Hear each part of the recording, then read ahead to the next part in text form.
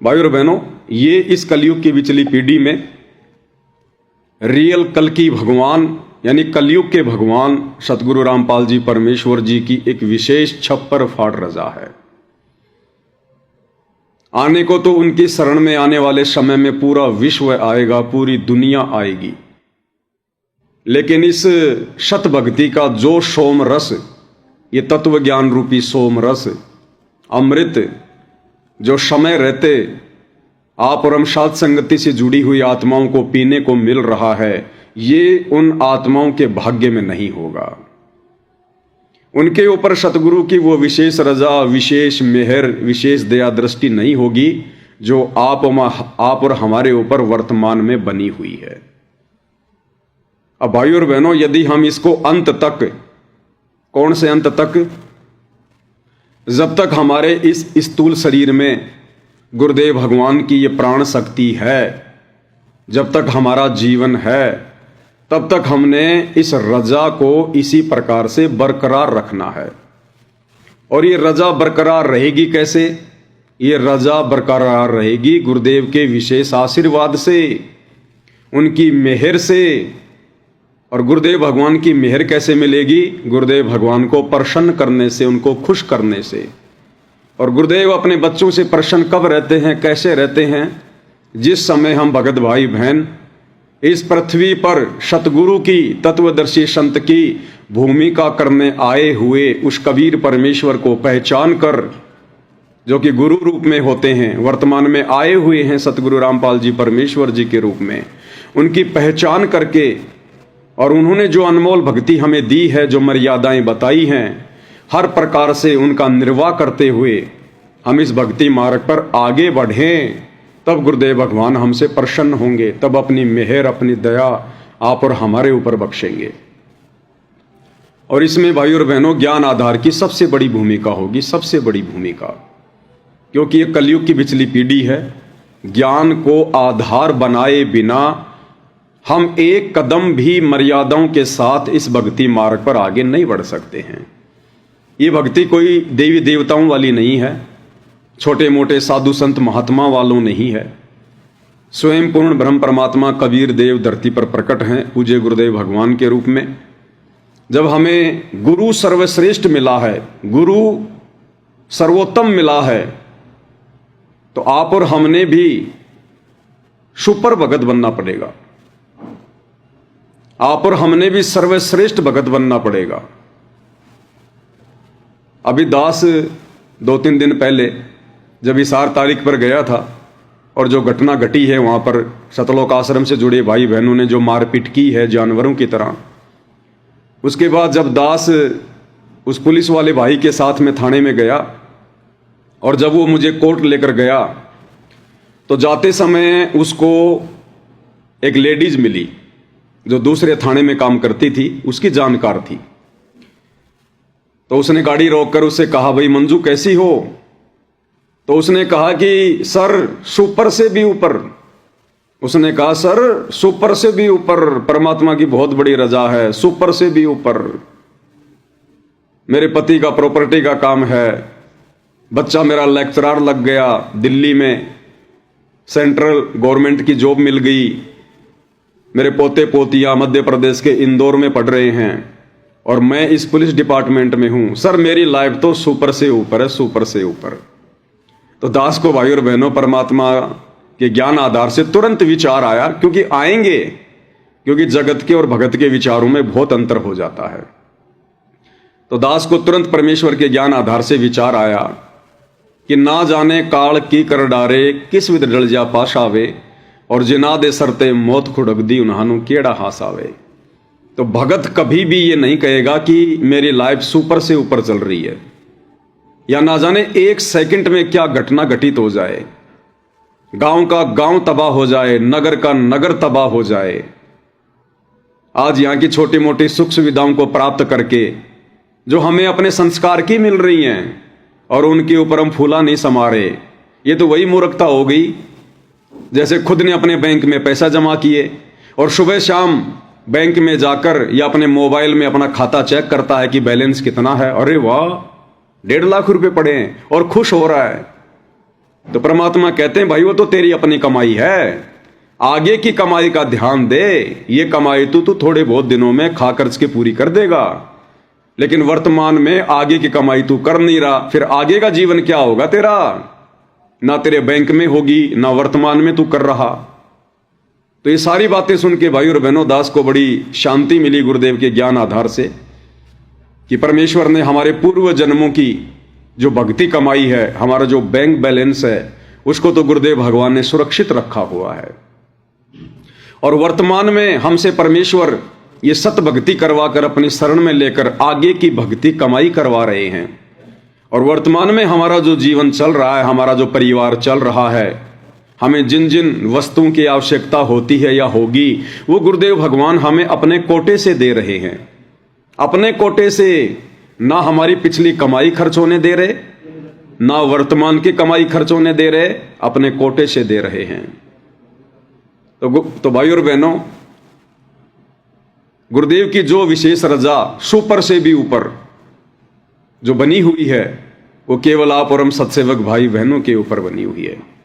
क्योंकि दुनिया का भविष्य सुरक्षित नहीं है, ना ही तो उन लोगों का भविष्य सुरक्षित है जो लोग सतगुरु की शरण में नहीं हैं, और ना ही उन लोगों का भविष्य सुरक्षित है जो सतगुरु की शरण में आकर भगत बनकर भी मर्यादाओं में नहीं हैं। सुपर से भी ऊपर लाइफ उन्हीं आत्माओं की होती है जो सतगुरु की शरण में आकर सतगुरु को पहचान कर हर प्रकार से मर्यादाओं में रहकर अपने आत्मा के कल्याण के लिए निरंतर आगे की ओर बढ़ते हैं। जिन पर गुरु की मेहर होती है, गुरु की कृपा दृष्टि होती है, दया दृष्टि होती है, उन्हीं आत्माओं की लाइफ यहां पर सुचारू रूप से चल सकती है। और देख लो भाई और बहनों, हमें बहुत सारी शिक्षाएं मिलती हैं इन घटनाओं से। इस आर की तारीख पर बसंत सैनी सारनामी सार शब्द प्राप्त भगत सन 2000 में गुरुदेव से जुड़ा था,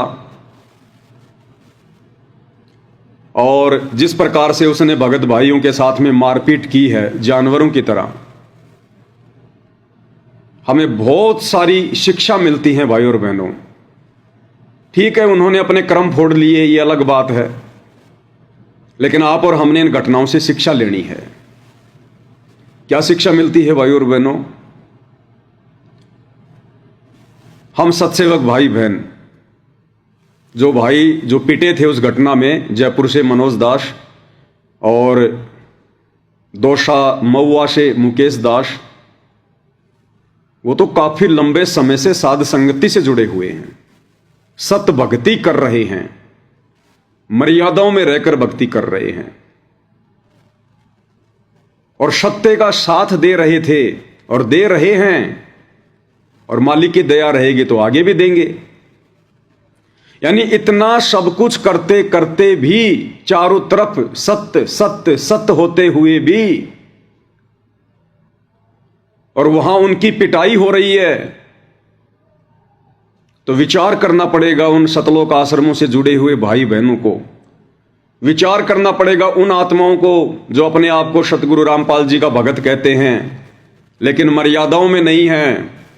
अरे जब साध संगति में हर प्रकार से नियम मर्यादाओं में रहकर भक्ति करते हुए, सत्य का साथ देते हुए, जब इस काल के लोक में उन भक्तों की पिटाई हो रही है, तो उधर सतलोक आश्रमों से जुड़े हुए भाई बहनों, तुम तो झूठ की गोद में बैठे हो, झूठ की गोद में, और ऐसे लोगों का आंख बंद करके सहयोग कर रहे हो जो सतगुरु की भक्ति के आसपास भी नहीं है। परमात्मा कहते हैं दासा तन नेड़े नहीं, यानी दास भाव, आधीन भाव तो पास भी नहीं है, और नाम धरावे दास, पानी के पिए बिना भाई कैसे बुझेगी प्यास। तो हमें तो तरस आ रहा है उन सतलोक आश्रमों से जुड़े हुए भाई बहनों की दयनीय स्थिति पर, जिस कदर वो काल की गोद में बैठे उन सतलोक आश्रमों में, मर्यादा एक की भी सुरक्षित नहीं है और झूठों का साथ दे रहे हैं। अरे आने वाले समय में तुम्हारे साथ में क्या होगा भाई और बहनों, तुम्हारे साथ में क्या होगा जब यहां पर हर प्रकार से सत्य का साथ देते देते भी काल के लोक में पिटाई हो रही है, तो तुम्हारा क्या होगा आने वाले समय में। तो हम भगत भाई बहनों ने और ज्यादा सावधान होने की जरूरत है। परमेश्वर की रजा है, इसमें कोई शक नहीं है, कोई संशय नहीं है। और दूसरी शिक्षा भाई और बहनों, जब तक हमारी भक्ति कमजोर रहेगी, जब तक हमारी मर्यादाओं में कोई त्रुटि रहेगी या हमारे श्रद्धा भाव में कोई कमी रहेगी, तब तक इस प्रकार की घटनाएं घटेंगी। ये एक प्रकार से हमारी त्रिकुटी वाली परीक्षा थी, त्रिकुटी वाली परीक्षा। एक तरफ ये दास पवन दास और दूसरी तरफ वो दोनों भगत भाई, तीनों ही सतगुरु के शिष्य, तीनों ही साथ संगति से जुड़े हुए हैं, तीनों ही भक्ति कर रहे हैं। अब हम ये विचार करें कि हम त्रिकुटी पर जा रहे थे, तो एक शिष्य के लिए तो परमेश्वर ने स्पेशल गाड़ी का अरेंजमेंट करवा दिया, एक शिष्य को लेने के लिए तो स्पेशल वो पुलिस वाला आ गया और गाड़ी लेकर आया। पुलिस वाला यानी सिक्योरिटी और गाड़ी यानी विमान। और दूसरी तरफ वो दो भगत भाई बहन। अब एक को तो परमात्मा गाड़ी में बैठाकर और सिक्योरिटी में पुलिस वाले के साथ में भेज रहा है।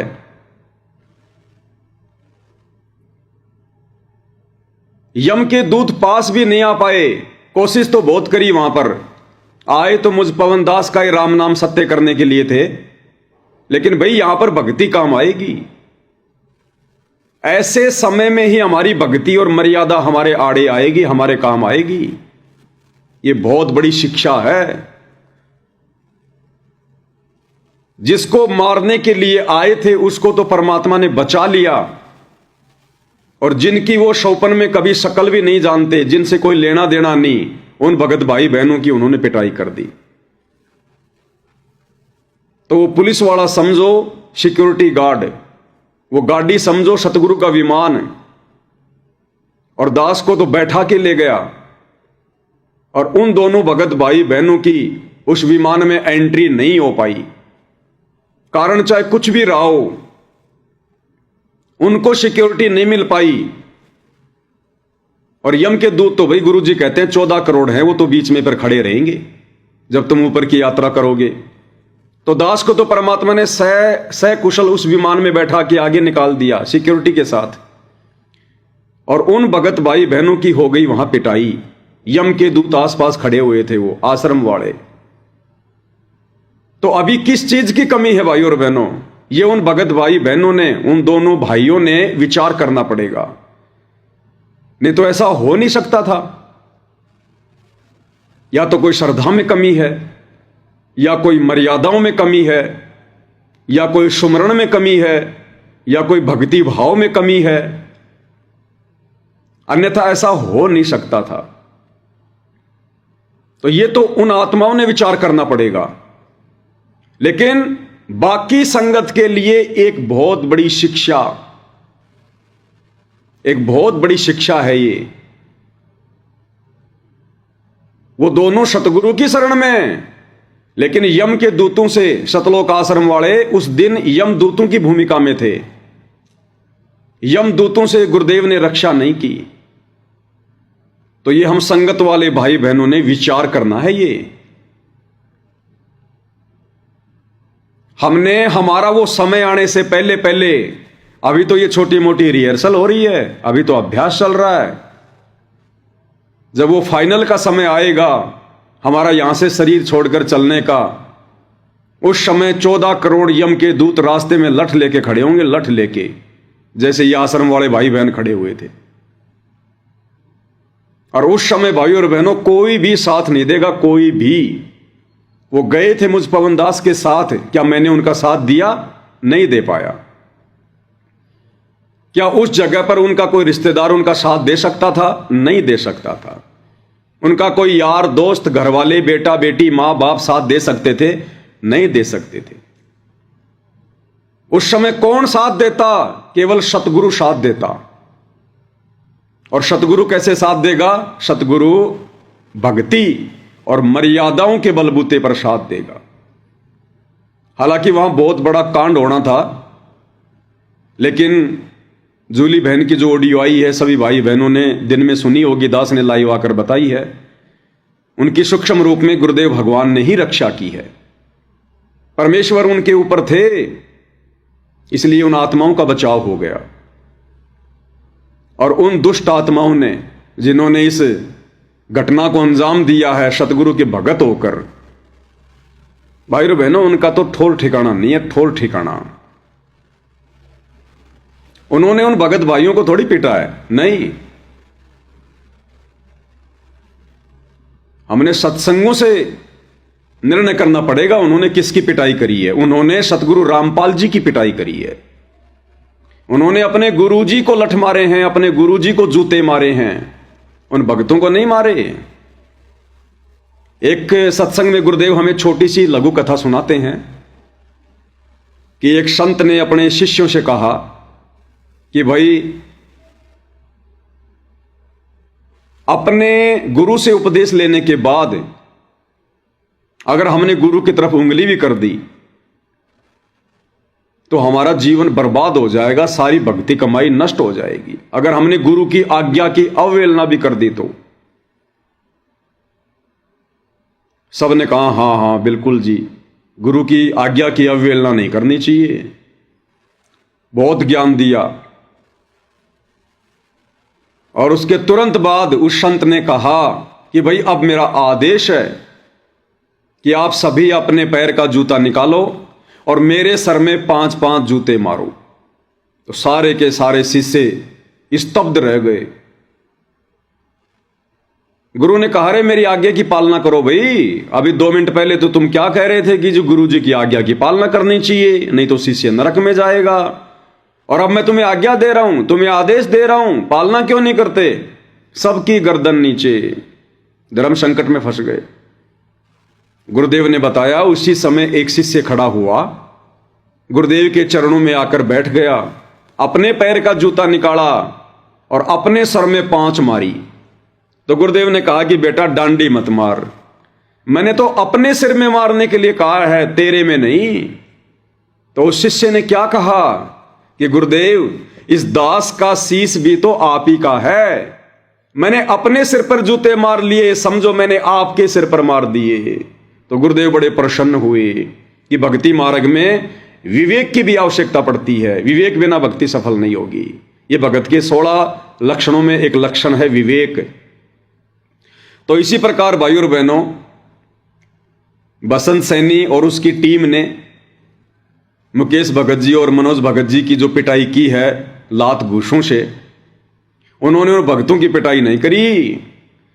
वो दोनों भगतों गुरु जी के प्रति समर्पित हैं। वो तो अपनी आत्मा के कल्याण के लिए अपना सर्वस्व अपने गुरुदेव भगवान पर न्योछावर करते हैं। वो साध संगति से जुड़ी हुई सत्सेवक आत्मा है। बसंत सैनी और उसकी टीम ने उन भाइयों को नहीं मारा, सतगुरु रामपाल जी भगवान को जूते मारे हैं। सतगुरु रामपाल जी परमेश्वर जी के सर में मारी है, उनके पेट में मारी है, उनके गले में फांसी का फंदा लगाया है, उन भाइयों के नहीं। ये गुरुदेव के वचनों से निर्णय होगा। ये ज्ञान आधार है। तत्व भेद एक न्यारा रे साधो भाई, तत्व भेद एक न्यारा, समझेगा कोई गुरुमुख प्यारा, तत्व भेद एक न्यारा। तो भाइयों और बहनों, अब वो ठीक का समय नजदीक है। 2028 युग परिवर्तन है। और जो जो लोग भगत के भेष में भेड़िए हैं, परमात्मा उनका वो पाखंड, वो अज्ञान, उनका वो चरित्र सबके सामने लाकर रख देगा, सबके सामने। ये लोग छुपे हुए थे ना, मालिक ने ऐसा खेल खेला, उनकी बुद्धि के ऊपर परमात्मा ने पत्थर पटक दिए।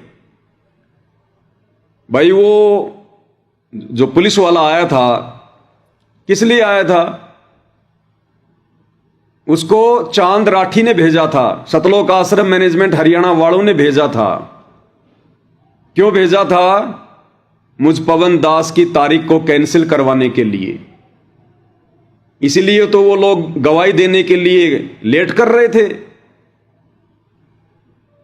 वो चाह रहे थे कि पहले वो पुलिस वाला आकर और दूसरे झूठे मुकदमे में इस पवन दास को हिसार कोर्ट से लेकर चला जाए, और जैसे ही पवन दास को लेकर जाएंगे तुरंत हम कोर्ट में हाजिर हो जाएंगे कि साहब हम तो आ गए अपनी गवाही देने के लिए, वो पवन दास तो है ही नहीं यहां पर, तो मेरे खिलाफ वारंट निकलवा देते,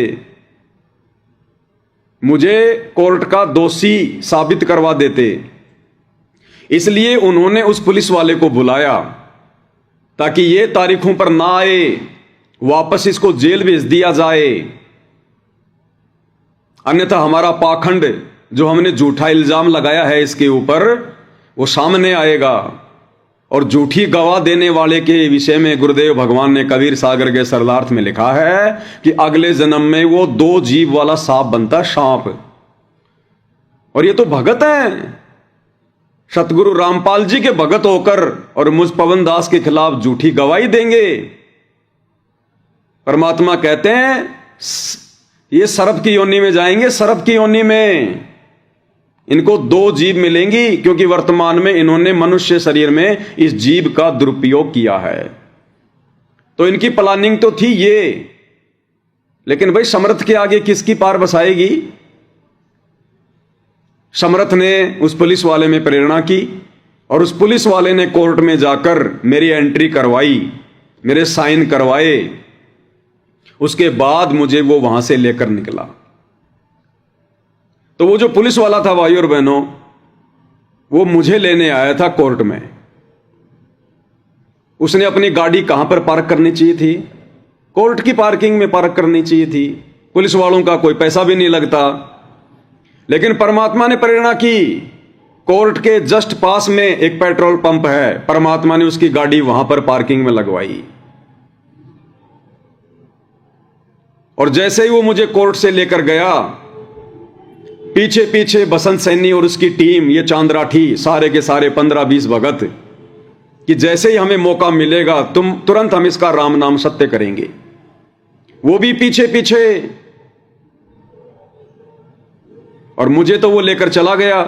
पीछे से वो 2 भाई बच गए और इनकी बुद्धि पे परमात्मा ने पत्थर डाल दिए। इनको ये भी होश नहीं रहा कि नालायको तुम पेट्रोल पंप पर इसकी पिटाई कर रहे हो। पेट्रोल पंप पर तो चारों तरफ कैमरे लगे होते हैं, चारों तरफ।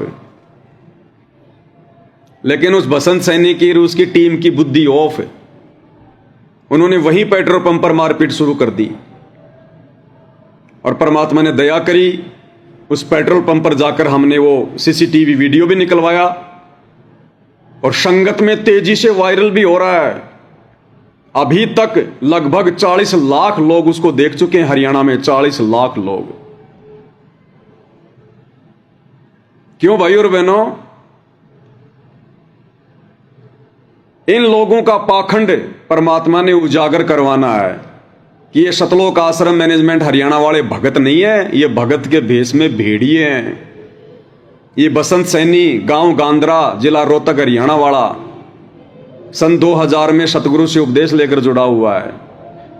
इन सतलोक आश्रमों में ये आदरणीय गरीबदास जी की वाणियों का पाठ करता है। आदरणीय गरीबदास जी की वाणियों का पाठ, भाई और बहनों, आदरणीय गरीबदास जी की वाणियों का पाठ करने वाला कौन हो सकता है? कौन कर सकता है पाठ इन वाणियों का? ये गुरुदेव भगवान ने एक सत्संग में हमें भली भांति समझाया है कि आदरणीय गरीबदास जी महाराज जी की वाणियों का पाठ करने वाला भी उन्हीं के जितना पाक और पवित्र महापुरुष चाहिए। उन्हीं के जितना महापुरुष जो राग द्वेष, ईर्ष्या, छल कपट, निंदा, मार पिटाई, लड़ाई झगड़ा, मन मुटाव, इन सब से दूर हो। केवल वही महापुरुष उन वाणियों का पाठ कर सकता है। और उस सदग्रंथ पर बैठकर ये बसंत सैनी पाठ करता है। भाई और बहनों, पाठ कैसे इसके द्वारा किया गया पाठ सफल होगा? कैसे उन भोली भाली आत्माओं को जो इन आश्रमों में जाकर पाठ प्रकाश करवाने के लिए पैसे जमा करवाते हैं, कैसे इन आत्माओं को उस पाठ का लाभ मिलेगा? एक बार पूज्य गुरुदेव भगवान के मुख कमल से सुनिएगा कि आदरणीय गरीबदास जी की वाणियों का पाठ करने वाला कितना पाक और पवित्र होना चाहिए। थोड़ी सी वाणी सुना दो ना, बहुत अच्छी लगा करेगी, क्योंकि ये तो अमृत वाणी है, आत्मा का आहार है। ये अलग से चार्ज करती है भगवान की जो सच्ची वाणी। तो आम कथाएं कीर्तन सुनते हैं, उनसे कोई लाभ होने वाला आत्मा को नहीं है। ये तो मालिक की महिमा सीधी उस महापुरुष की बोली हुई है, जिसको भगवान आशीर्वाद देकर उसमें डाली थी गरीबदास में।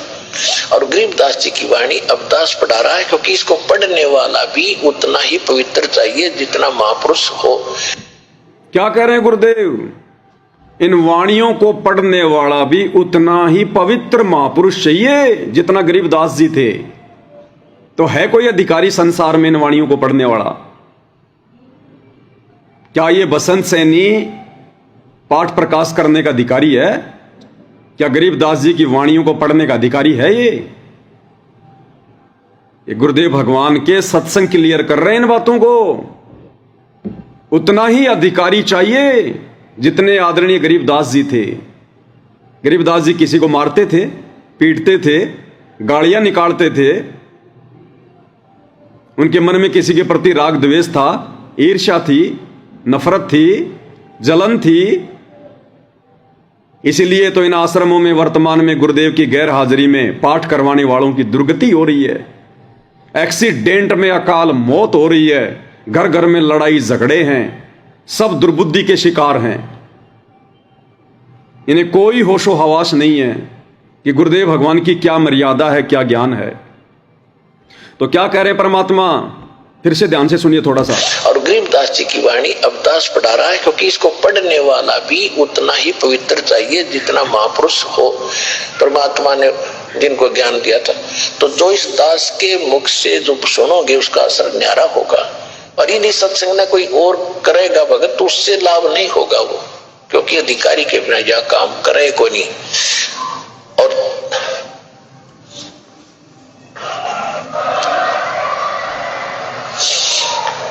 और इस दास के मुख से ये सीडी आजकल ये बन के मेमोरी कार्ड में भी जाती है, या सीडी में जाती है, डीवीडी में जाती है, कहीं टीवी से सुनते, उतना ही असर करेगी वहां पर भी, वहां भी ऐसे असर करेगी, क्योंकि इस दास का बोला हुआ सत्संग वचन परमात्मा की ताकत साथ जाती है इस दास के माध्यम से, तो उतना ही काम करेगी। तो इसलिए जो अन्य कोई अटपट करेगा बीच में, अपनी महिमा बढ़ाओगा, मार खाओगा। यही परमात्मा के वचन सुना दो, डीवीडी लगा दो, चिप सुना दो, आपको भी लाभ होगा, सामने वाले के भी असर करेगा। अगर कोई अपने इस ज्ञान को चुरा कर आप प्रभु पाकेगा तो उसकी ब्रह्मटी होगी, तो थोड़े दिन में फिर वो पकड़ा भी जाओगा, क्योंकि तो बस विस्तार फैल रहा है भगवान का। तो क्लियर कर दिया भाई और बहनों पूज्य गुरुदेव भगवान की अनमोल सत्संग ने कि गरीबदास जी की इन वाणियों का पाठ करने का अधिकारी संसार में स्वयं सतगुरु रामपाल जी परमेश्वर जी के अलावा दूसरा कोई नहीं है, कोई नहीं है। और ये बसंत सैनी आपने देख लिया होगा इनका ये चरित्र, इनका काला चेहरा, वैसे भी काला चेहरा है इसका और अंदर से भी इसका काला चेहरा है। और ये आदरणीय गरीबदास जी की वाणियों का पाठ कर रहा है इन आश्रमों में। इसका वीडियो है भाई और बहनों, सुना देते हैं आपको। राम नाम निज मूल, राम नाम सौदा करो, राम नाम नहीं भूले। पीबे कान करन लघुता से के दीर्घ बुद्धि बिलंद, अष्ट कमल करुणा में राग द्वेष निर्द्वंद। कह रहा है कि राग द्वेष निर्द्वंद है। भगत ने राग द्वेष नहीं करना चाहिए, गरीबदास जी की वाणियों को पढ़ रहा है और खुद भक्तों को रोड पे पटक के जूतों से मार रहा है। करनी तज कथनी कथ है अज्ञानी दिन रात, कुत्ते ज्यों भौंकत फिरे सुनी सुनाई बात। बताओ भाई और बहनों, परमेश्वर का मिशन किस दिशा में जा रहा है? अनधिकारी लोग बैठे इन आश्रमों में, अनधिकारी लोग कुपात्रों के हाथों में संगत के दान धर्म का पैसा जा रहा है। सबकी मर्यादाएं खंडित है, सबकी। गुरुजी के दोनों लड़के राजनीति में बिजी हैं और ये लोग अपनी मौज मस्ती में बिजी हैं।